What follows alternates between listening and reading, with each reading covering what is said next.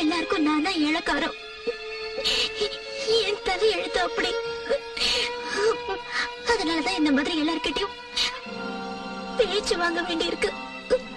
நீ போய் உன் வேலையை பாரு. சரிங்கம்மா.